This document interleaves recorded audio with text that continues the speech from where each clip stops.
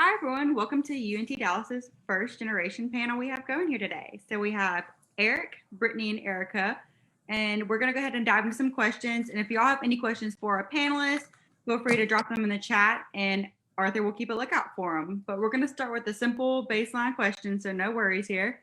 We're going to start off with Eric, and y'all feel free to figure out how y'all want to answer the questions after that. But we'll start with, what was your major? Hey guys, my name is Eric Solis. I'm just gonna introduce myself real quick. Yeah, that's really fun. I actually graduated back in 2018, and my major was essentially I want to go for computer science. So my major at the end of the day was information technology and a business degree. So that's what I did. Okay, I can go next. My name is Erica Hernandez, and I graduated in May of 2019 with my MBA in Organizational Behavior and Human Resources, and I currently work for the Human Resources Department at Cityscape Schools. Hey everybody, my name is Brittany Webu, and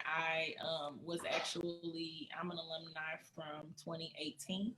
I graduated in August, and it actually was pretty cool. I graduated with a Bachelor's of Applied Arts and Sciences, and I got certifications with getting my got kids with getting my mediators certification so that I could help with mediations with the state. I also had a minor in business.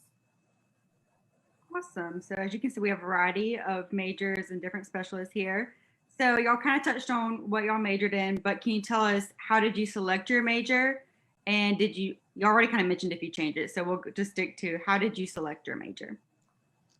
Guess it goes with me again. So I chose my major because I've always been influenced by technology. In my church, I'm like the lead AV guy, and I've actually had some beautiful opportunities to go like to different parts of the world to do anything like from drone footage to actually, labs and stuff. So computers have always been there for me. So I was like, information technology is something that I kind of want to do, computer science, somewhere in that realm. And probably going to touch a little bit on this question later on, but whenever I was looking at UNT Dallas, like that was something that they offered. The recruiters like, hey, we have information technology, something you might like. And that's how I chose my major. Later on, I came to see that business is something that is never going to leave. And I've always been the type of person that has a plan A and a plan B. And like for me, like in high school, I did high school and also did college as well at the same time. So it's always been A and B all the time wherever I go. So I was like, well, I go information technology. And if something fails, we go into the business world. So that's what we did. And that's how I chose those majors. Erica? Yes, I decided to do a career transition. So it's interesting because my first career was in education teaching, and I had to really think and consider which skills were going to be able to transfer into an MBA in HR. I had decided that I wanted to be recruiting the teachers. I wanted to be hiring the teachers. So that was human resources, and that's how I selected the MBA in HR. Luckily, when I came in, they just started that pathway at UNT Dallas. It was just one MBA when I came in. They had the 3 pathways, but I had to think about what was the role that I wanted to have and the skills that I could transfer and the skills that I needed that kind of aligned with what I had been doing. For me, I actually was wanting to start a business, and so I was the kid or the student that had a whole lot of credits, and I went to school a whole lot. So trying to figure it out and switching up my major it happened often. But once I decided, okay, well, once I finish my degree, I want to have a business and I want to get it started up and go for it. I basically wanted to be in human resources for about 2 or 3 years so that I could fund my business. It did not work like that. However, my business actually took off a year after I graduated, when I started and everything. But that's pretty much what my plan was to be in HR and be building a business at the same time. So, yeah.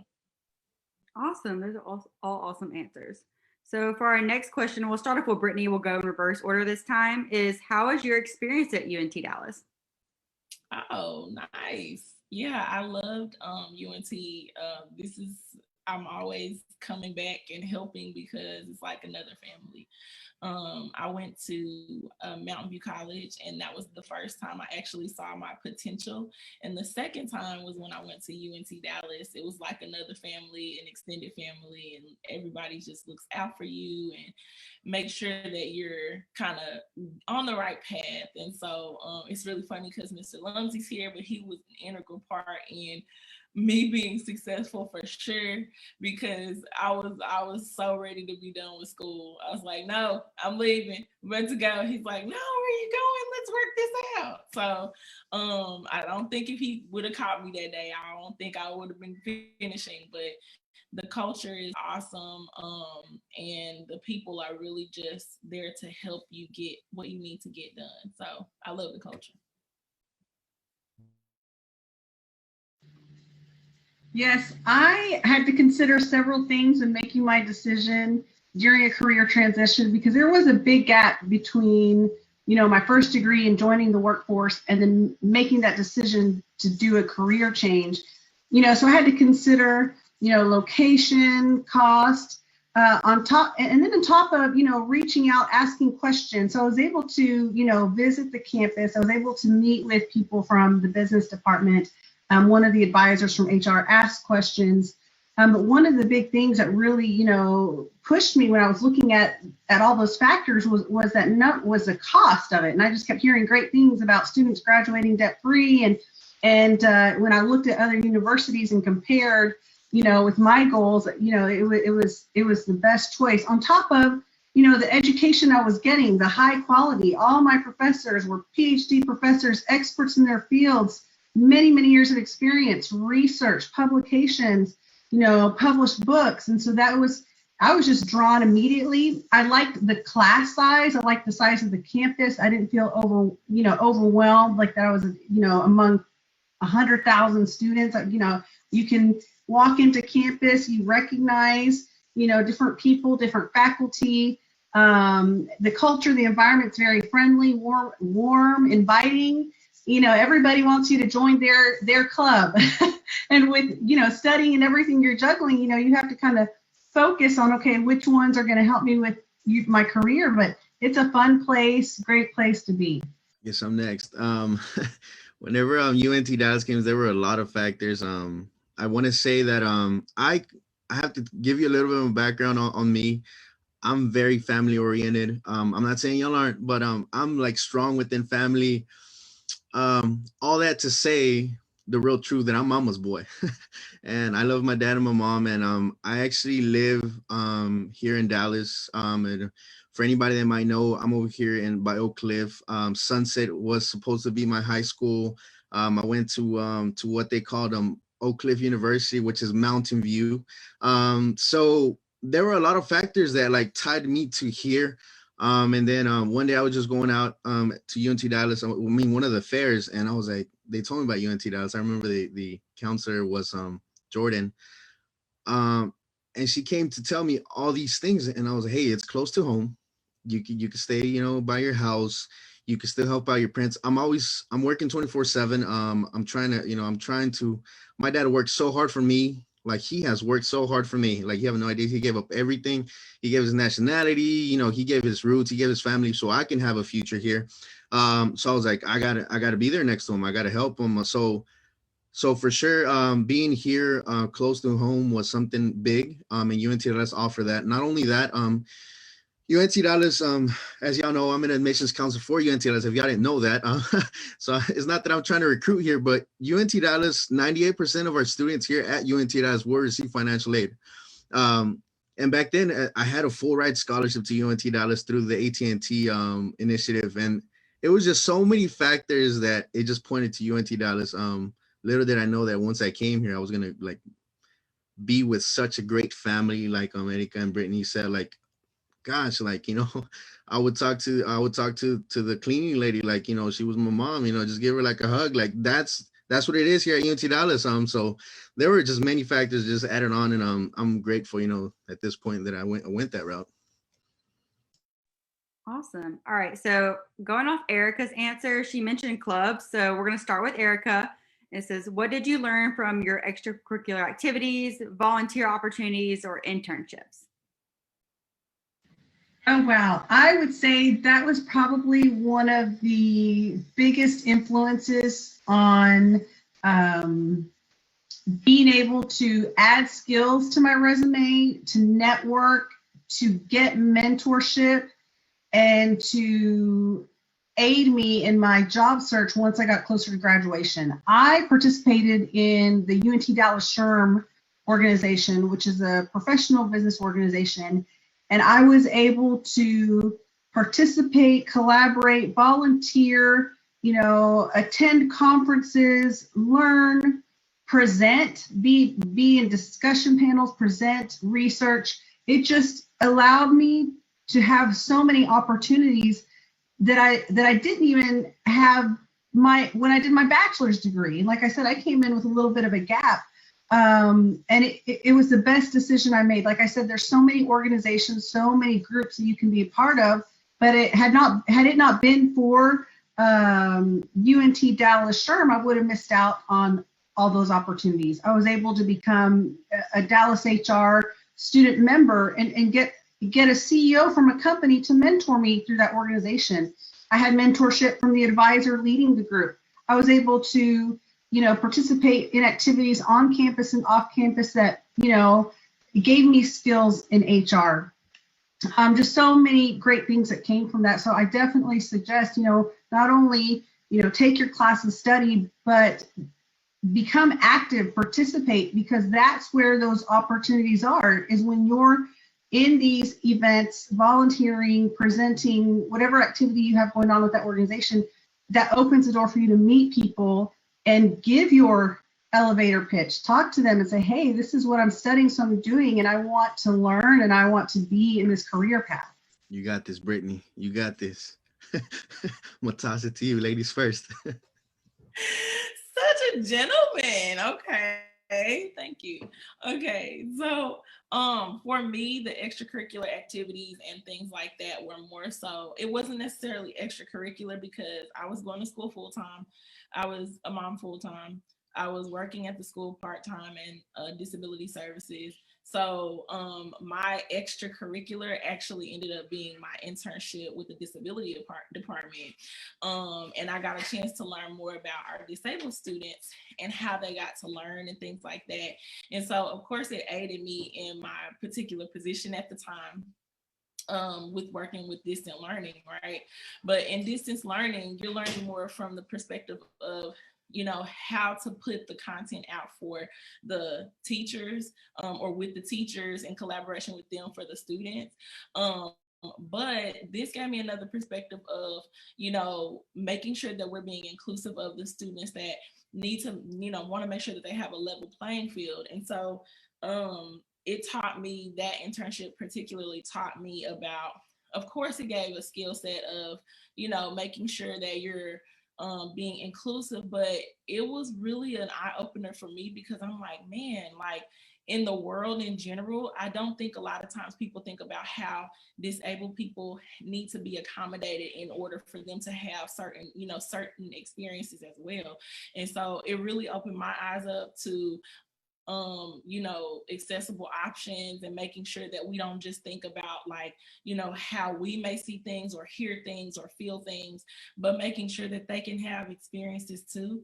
And so, yeah, that was my internship experience. And I got to learn like to read a book for a person who's blind. I got a chance to learn, how people navigate the campus and participate in projects like, if you guys have been on campus, for which I know a lot of people have, there's little knots on the ground that help people get from building to building. And so it's funny because I don't think people are like, oh, well, how are the blind students getting around? Or how are the hearing impaired, hearing their audio or their supplemental resources? Like, how do they get that stuff? It's engraved in the school. And so I just like that experience. It was a cool internship to me. And so, yeah, that was my internship experience. I'm just gonna add on to what Erica and Brittany said. I want to say that a school and like books, they're gonna get you to know that 2 + 2 = 4. But clubs and organizations will teach you about real life.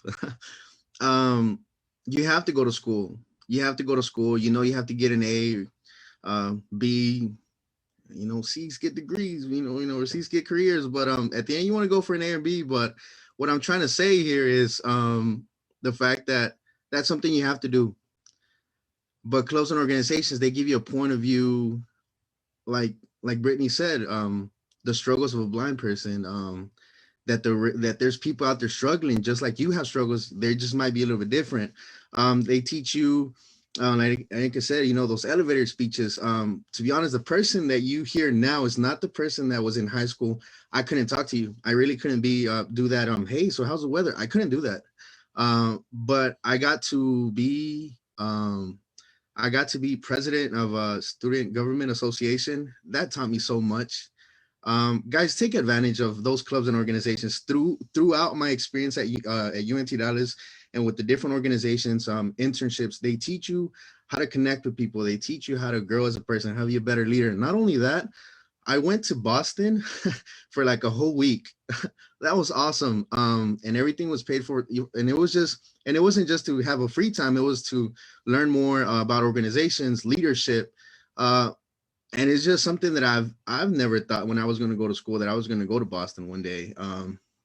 I never thought that I was going to go to Florida and meet other students.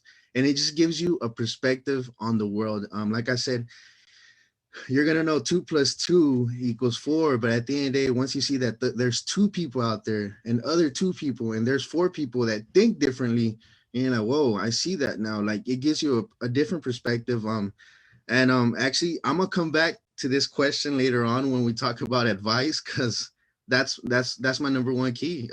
Just grow as a person, and the people that are gonna be there in your life, you never know. You're gonna meet them in a club organization, in an internship, your next boss, the CEO that's gonna mentor you, like Erica said, is gonna be in that place, and he's the person or she's the person that's gonna build you to know about how the world works and for you to be successful. And that's how you meet them. But you need to get in those closing organizations. Back to you, baby. And I want to add one more thing real quickly as well. I was in school full time. I was taking a full load, and at the 5,000 level, and we're talking a lot of study time, a lot of dedication hours. And so I don't want to give the impression that, oh yes, I was studying and I just had all this time. I had to sacrifice family time, personal time, to dedicate time to these organizations, to be able to, get those opportunities, to get that fruit that you get from that tree, if that makes any sense. It was not easy. It definitely wasn't easy. You're trying to do your research papers, take your test, but you have to really yourself make the effort. The organizations or resources are there, but you have to say, okay, I'm going to make it a point to get out of my shell, attend this event, participate, volunteer, so I can get the most out of my experience and my time here.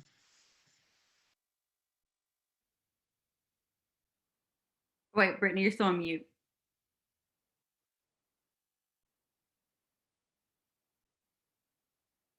Can you hear me now? Yes, there you go. Okay. I was like, wait, what happened?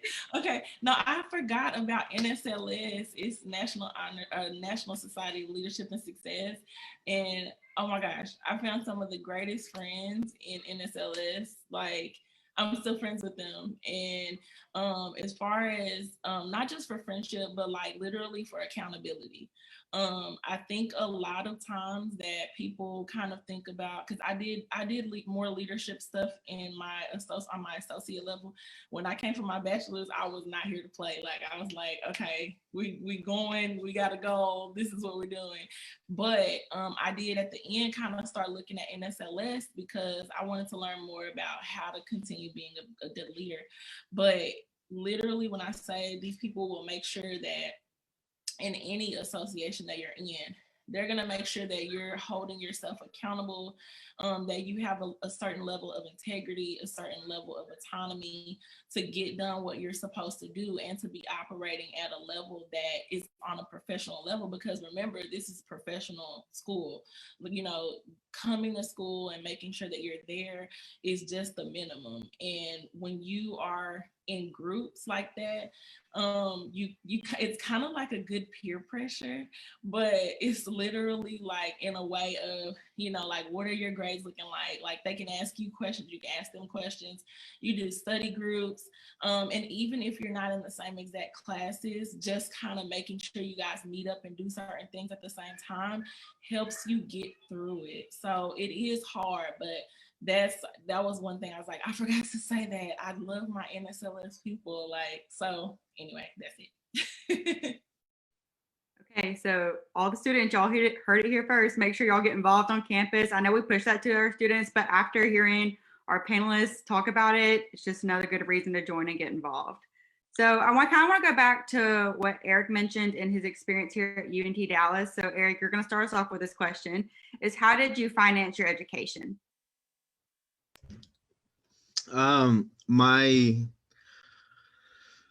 So this is a long story, but I'm gonna go ahead and tell y'all because it's gonna, hopefully it teaches you that it's okay to mess up in life.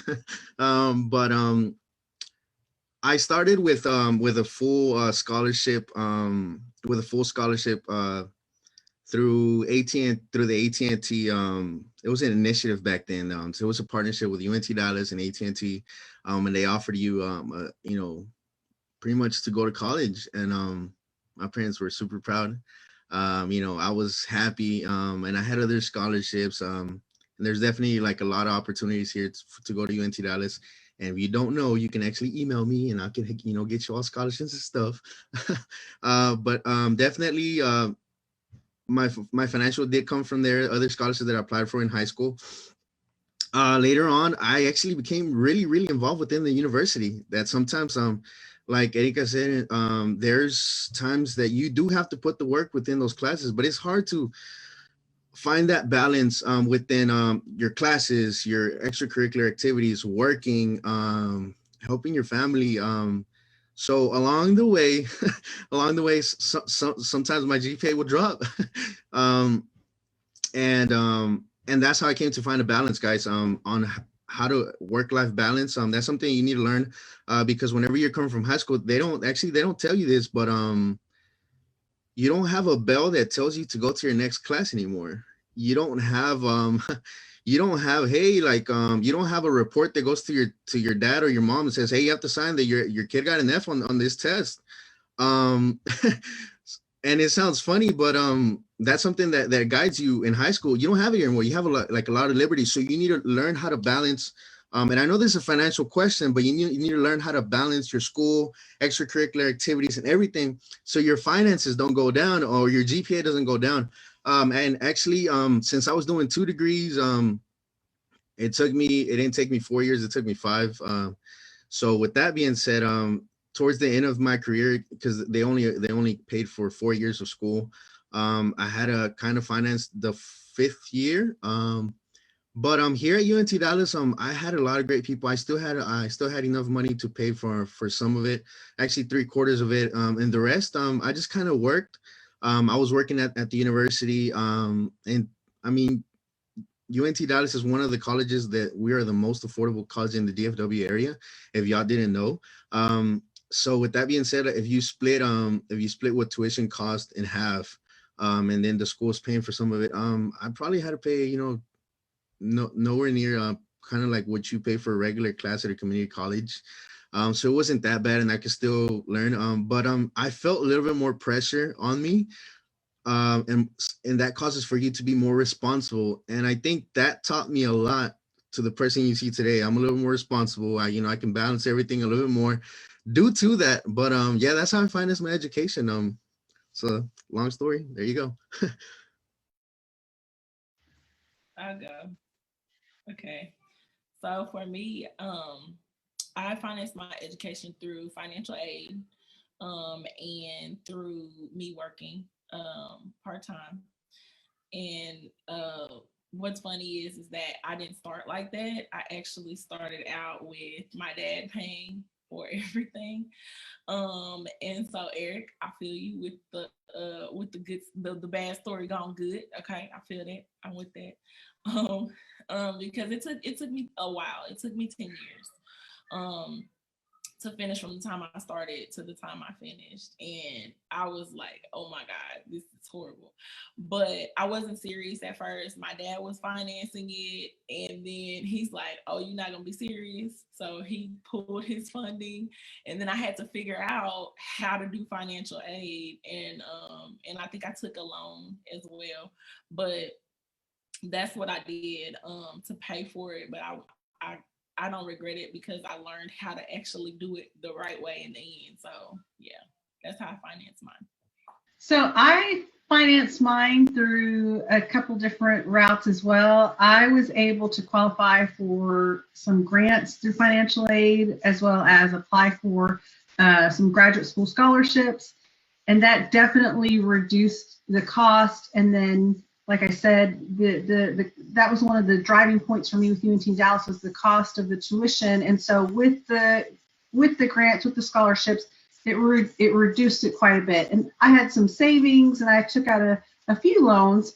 But when I look at the final cost for me, when I finally finished with an MBA, it just doesn't compare to other institutions anywhere, nowhere. I don't think you can get that anywhere else. And so I'm happy with the opportunities that the financial aid office, guided me through. Because honestly, I had to go and make an appointment and ask questions, not just fill out the FAFSA, and hope. I had to do some research, give me the list, apply, write the essays, do the interview, maybe a second interview, and maybe present something to qualify for these for this money. And I do want to add, with the grants and the scholarships and that help, once I was in school, if there were things that I wanted to do because I was part of an organization,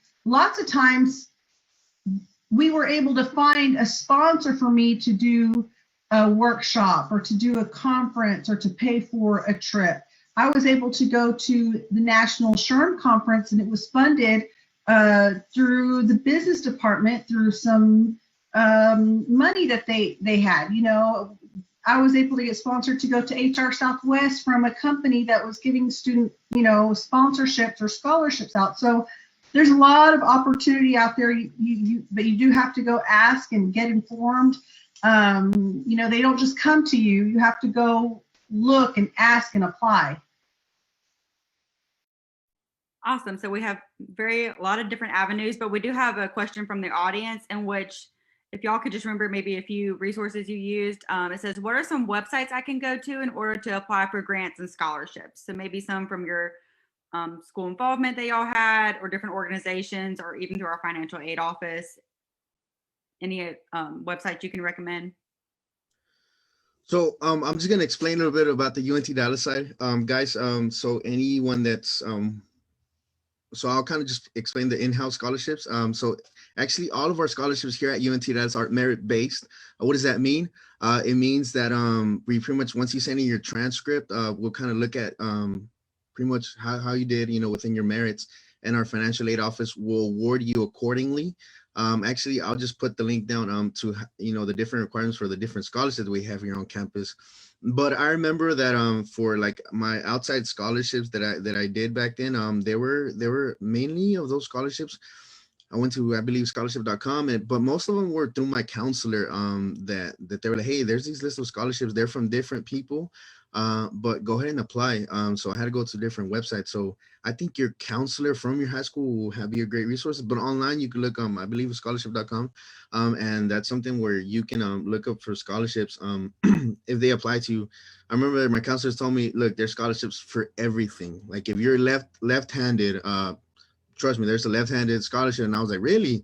And I looked it up, and there were some scholarships for that. There were some scholarships if you're like below 5 feet, like you get a scholarships for, if you were below 5 feet, like there's scholarships for everything. So there's money out there. But you just need to kind of look for them. But there you go, Mr. Lumsey, just PutItScholarships.com.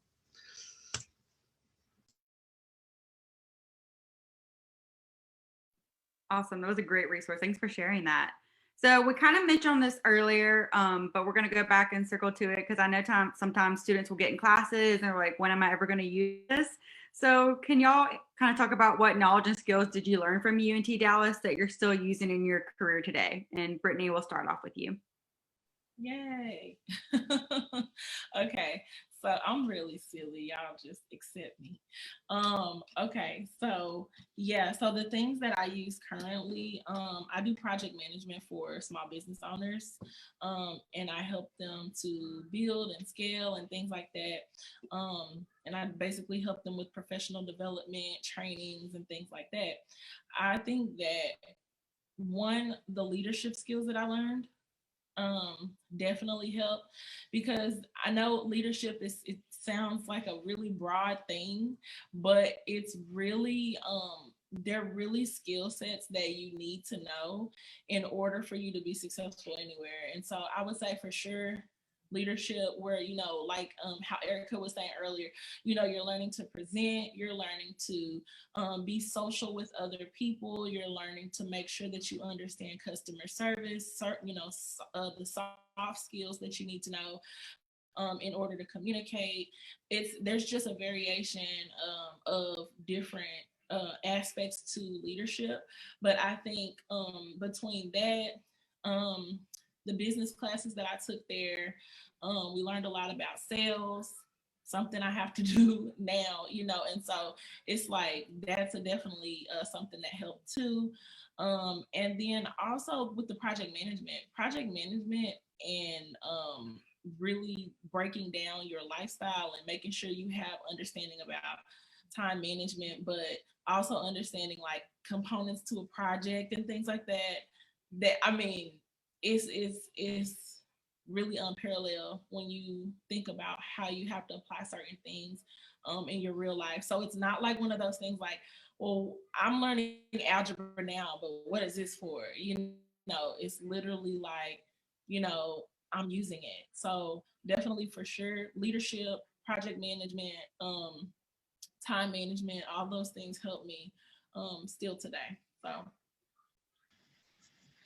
So I would say not only was I learning skills in my classes from projects, because let me tell you, every project that I had in all of my classes, I used for it's my work. They're my projects. I use for my portfolio. These are things that I discussed meeting with people. These are just things I discussed in interviews. And if I was asked to bring an example or product of my work, those are my projects from my classes. So don't think that, oh, you're taking this class and this speech, is irrelevant. It's very important. This is part of your path, your portfolio that you should be thinking about. As far as skills, communication skills, training, presenting, speaking, networking, I would say the thing that just sticks out in my mind is business acumen.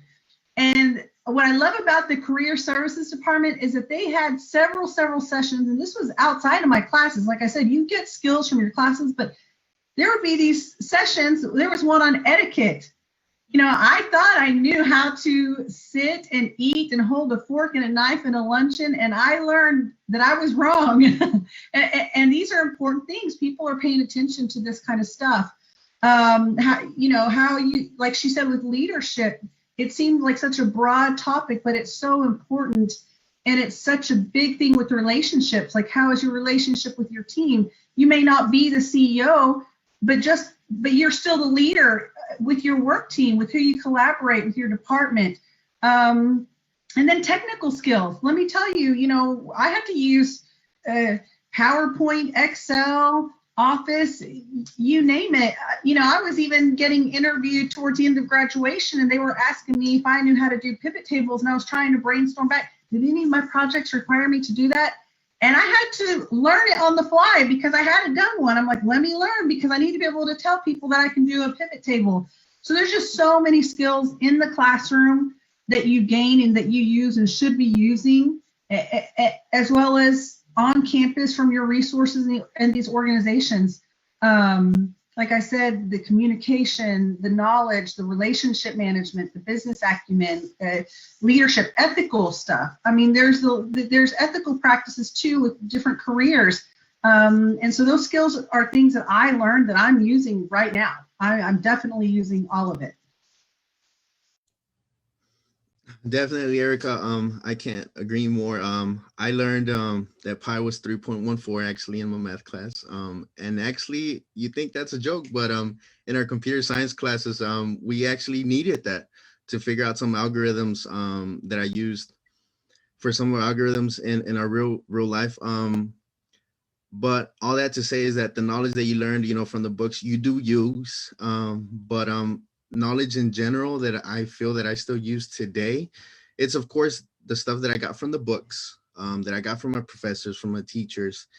More than anything, their advice that build my skills to be the leader that I am today, and I can actually speak to you a little bit more freely than what I could before, because those are skills that are like so valuable today. We are so driven into our phones nowadays that sometimes we forget how to speak to other people. And those skills I learned through going through some leadership programs, how to speak to people. If you didn't know, at UNT we had this I am a leader thing where you go through this seminar, and by the end of it, you have to create a speech. And I thought I was good at speaking, but then I went through a speech and I was like, oh no, I suck at speaking. But it had to break me down as a person for me to build me back up to actually have those skills that I have today. And that they're still not perfect. I'm still working on them little by little. But here, I think the biggest one that I have is my leadership and communication skills that I learned at UNT Dallas. Aside from all the book knowledge that I had, and the advice that my professors gave me, I can just say that leadership, communications are skills that I still use today. Okay, one more thing. You got it. Go. Please, thank you. See, you're so sweet. Okay, so look, the thing about these classes, and I learned it, I use it in like coaching too, right? But group dynamics.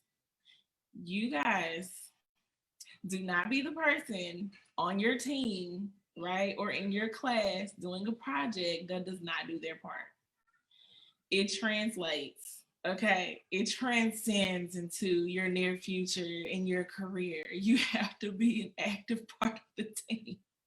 So just saying, okay, you might not feel like you want to do, well, why is this teacher making me do this part and they're making them do that part and we have to make a whole project together? Why are they doing this?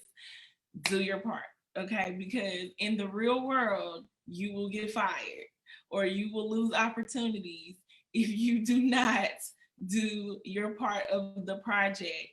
Now, in this world, right, in your learning ground, your training ground, you have the opportunity to receive a failing grade if you don't do your part.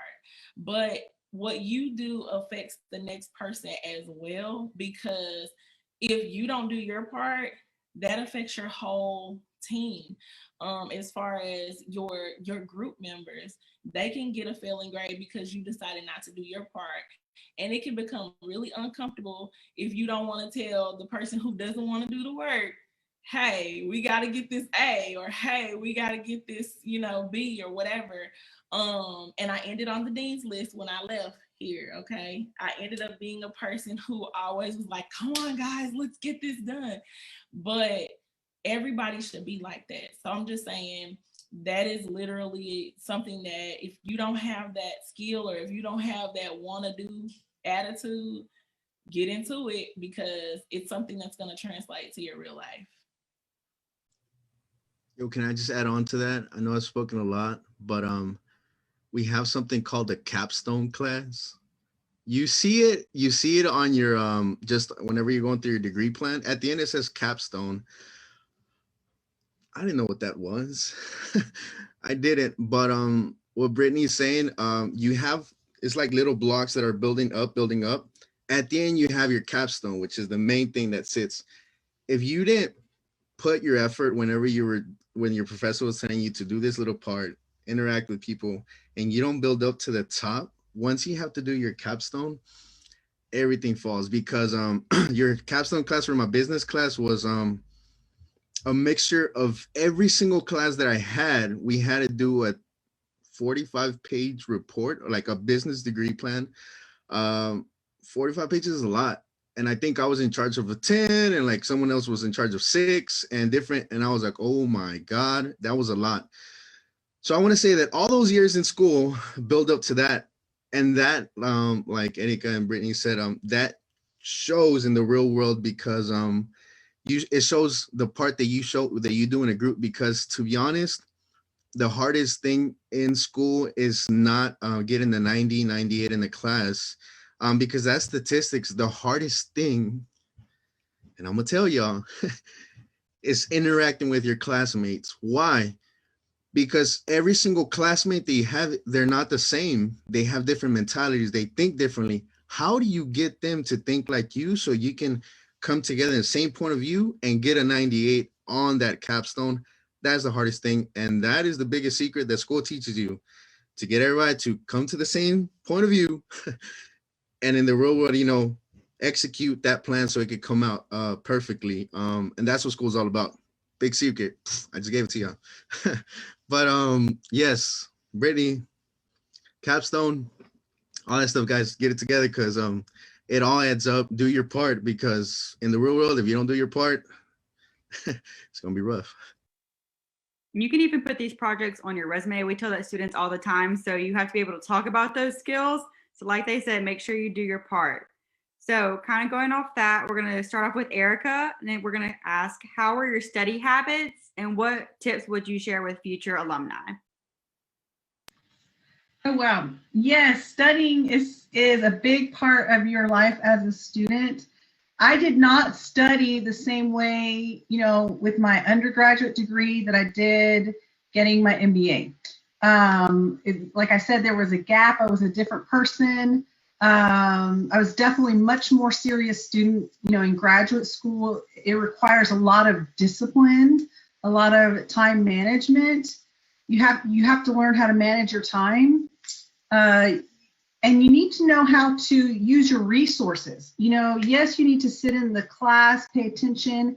How are you internalizing the information? Everybody learns in a different way. For me, I like to, physically write my notes. Some people like to type their notes.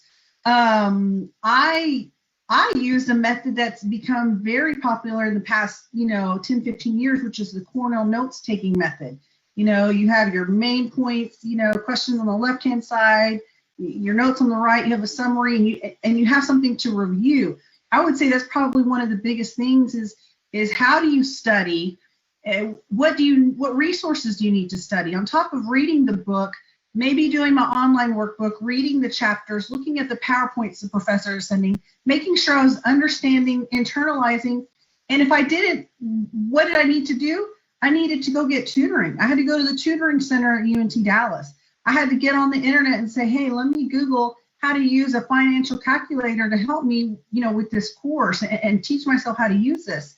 So really it takes a lot of learning about yourself, self-discipline.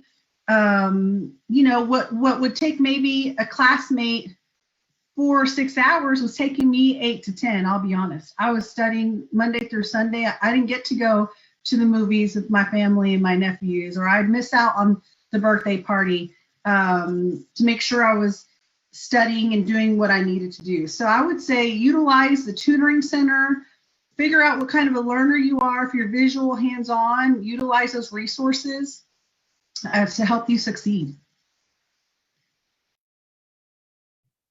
Okay. So it's funny because I have a course on this, which is hilarious because I was such a bad student. But I learned, okay? I've evolved. I'm better now. No, I love what Erika said. Just about really understanding the type of learner that you are, because until I understood that, and really trying to correlate the type of teachers I was signing up with that type of learning style, understanding like, okay, well, I'm a visual learner, or at least understanding how to communicate that with my instructor, and asking as many questions as I needed to make sure I understood what was going on. That was a big part of it too. But I was a visual learner. I would try to also, or not try, but I also would record my classes. You have to get permission to do that, y'all. Okay. Texas, you have to get permission for that. So you ask the teacher and ask them like, hey, can I record this class? I would go back and listen to the classes. I know that's probably kind of like old school, but like I would listen to it. I would write my notes, like really, I would jot them down, but then I would go back and go through and make sure I understood like, okay, what were the biggest points they were talking about? Like, I make little doodles on my paper so I could kind of remember, what they were talking about too. So like, I kind of, once I got good at understanding that I was a visual learner, like that I needed more examples and more visuals and actually going through the process of doing things, then I started adding all those. I got fancy with the recording and with, the doodles and stuff. But that's a couple ways. Understanding how much time you actually have to do your assignments, y'all. Real life, okay? When your teacher gives you an assignment, this is like behind the scenes from working with distance learning, okay? I'm gonna tell y'all, give y'all the game, okay? When the teachers give you assignments, they already have a calculated time frame of how long it should take you to get that thing done. Do not procrastinate, okay? They're telling you this is due in 2 weeks, and you're like, oh, I got 2 weeks. No, you have a certain amount of hours within a week that you should be studying. You have a certain amount of time that you should be using to like taking to prep yourself to study and to like go back and look over things and put certain things into your schedule to do it in chunks over time, and so you're not doing it 2 days before it's due at 11:59 p.m. Central Standard Time. Okay, so yeah, those are kind of my things. I'm just being real, y'all. I'm just saying, I'm just telling you the truth. But like, those hours and time blocking, really understand like, what am I spending my time on? Okay, I spend my time on, I commute, going back and forth to school. With a lot of us, that's not as true because some of us live super close to the school or, whatever. But track how much time it's taking you to do stuff. See with how many hours you need to study. I think it's for every credit hour, it's you multiply by 2. So however many credit hours that you have, you should be multiplying that by 2 to get the number of hours you're supposed to study per week.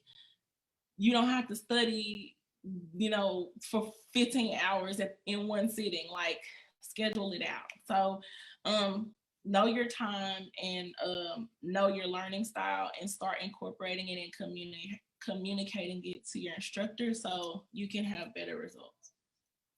And I just want to chime in really quick. When they give you that syllabus, they give you those calendars and those due dates. I mean, you need to look at that from day one. You should not be looking at the due dates 2 weeks into the course. They've given you all the due dates ahead of time to plan and prepare. And I want to throw out there, I said earlier that I would spend Monday through Sunday 8 hours a day.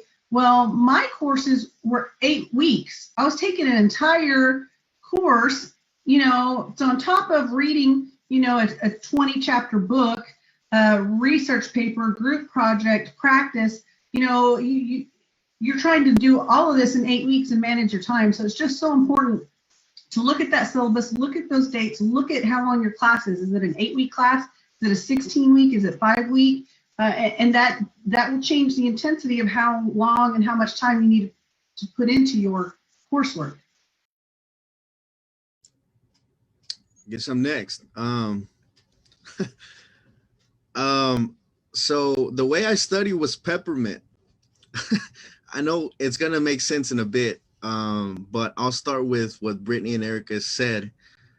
Understanding yourself and your priorities of your life, it's key. Like that's the biggest key in yourself.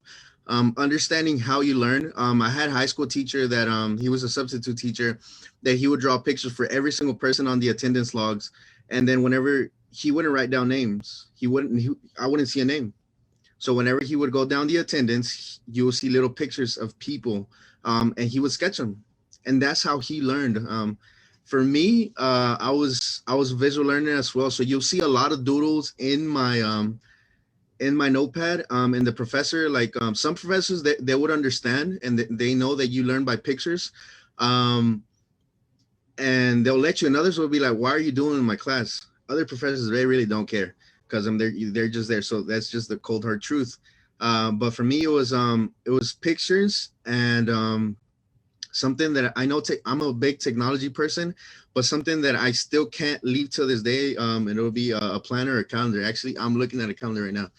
But whenever, I don't know who mentioned the syllabus. Whenever that syllabus came, it already has the due dates for everything by date.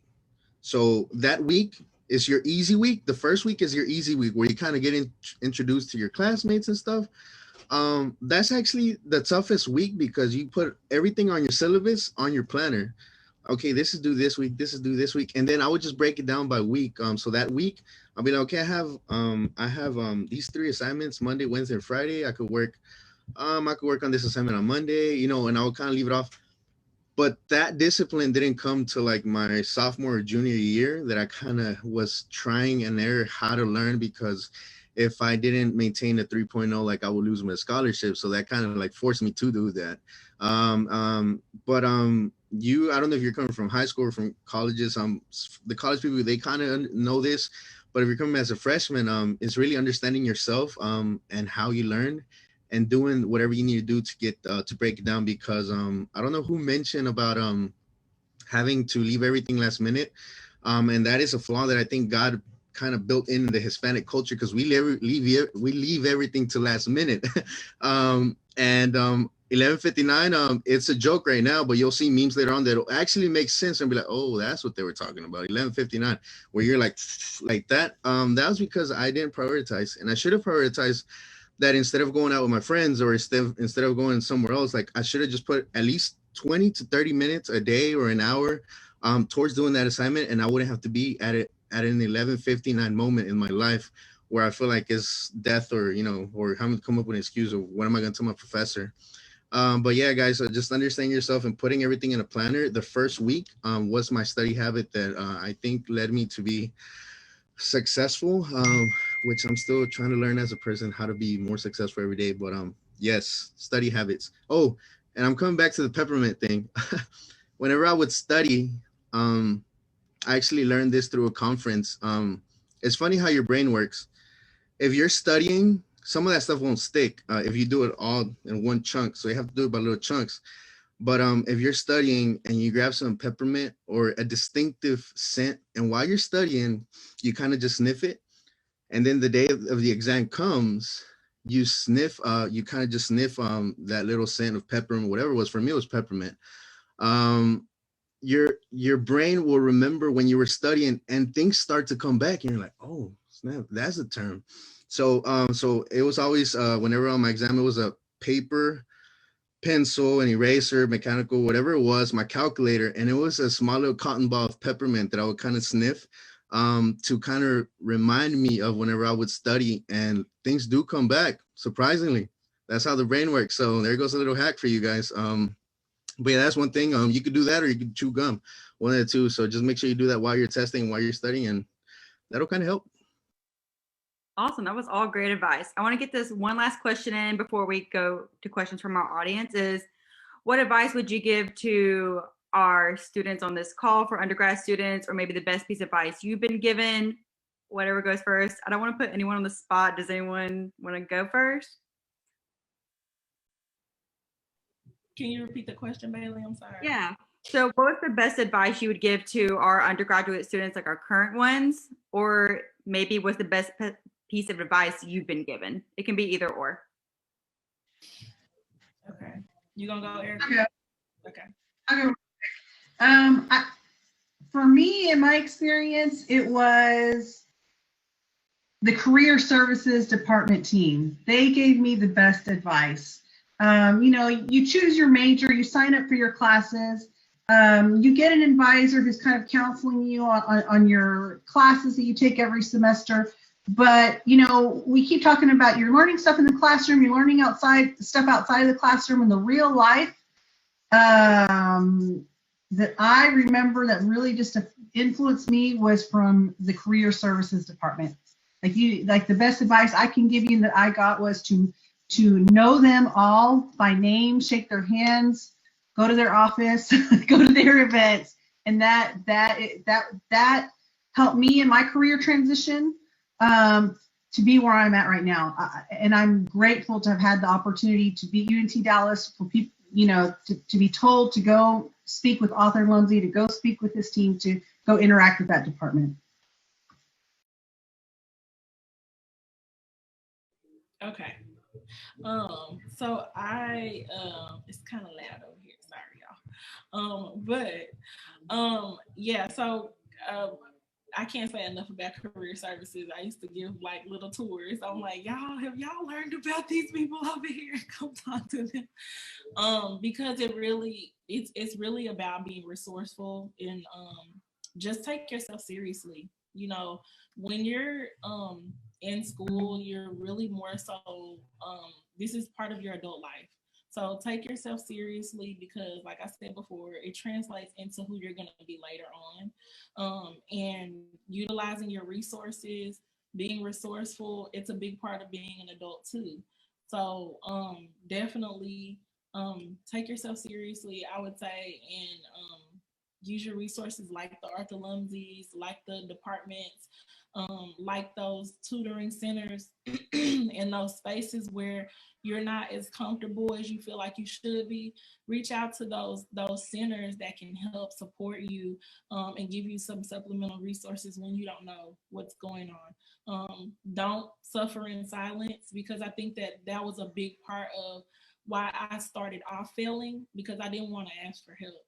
So utilize the resources, be resourceful, and just understand that once you finish this particular season of your life, you'll be able to create anything. Guys, I just want to say, and I don't consider myself successful yet, but if anything attributed to my success, was being out of my comfort zone. Whenever you're people, like they hate change. We hate, as humans, we hate change because we're not comfortable anymore. We're out of, I don't know if y'all heard this word, homeostasis, where we're just like, we're comfortable and that's where our body wants to be. Naturally, that's where we want to be. But if I grew as a person, if I did anything as a person, and it was because I accepted change. And I tried to stay out of my comfort zone. What did that mean? It meant me getting involved with the university a lot, and I came to just get involved, guys, because I learned a lot of the university. I learned a lot about the world. I got to see a lot of good things that maybe if I would have just sat in my classroom and just gone home and been comfortable, I've never would have seen or never would have developed any of those skills. If anything, get involved with student affairs, because student affairs houses career services, houses different departments. And through that, you learn that you probably don't want to be a doctor, because in my culture, it's more like, oh, you're gonna be a doctor, you're gonna be an abogado, which what we know as a lawyer, that's what we're kind of put to do. But whenever you start seeing that there's other jobs out there through career services, internships, and just so many things out there that you're like, oh, I'm actually good at this, and I connect with that. I don't have to be a lawyer. I could be an HR manager. Just get involved with the university, and you'll learn so much, because they'll try to bring all the resources to you so you can grow as a person and actually see what you want to do to be successful and happy. But all that, you have to get out of your comfort zone, guys, because like people, kind of, I know we understand. I mean, we fear what we know we don't understand, and we kind of hate what we can't conquer, but at the end of the day, we just have to get our comfort zone so we can conquer it and get there and be successful in our lives, whatever that means to you. And that's different for every single person, but get involved, guys. Awesome. Thank y'all for sharing. So we're going to open up to the floor with questions. So if y'all have any questions, feel free to send them in the chat or unmute yourself. All right. Thank y'all for attending. Thank you to our panelists for speaking on this today and giving us great advice.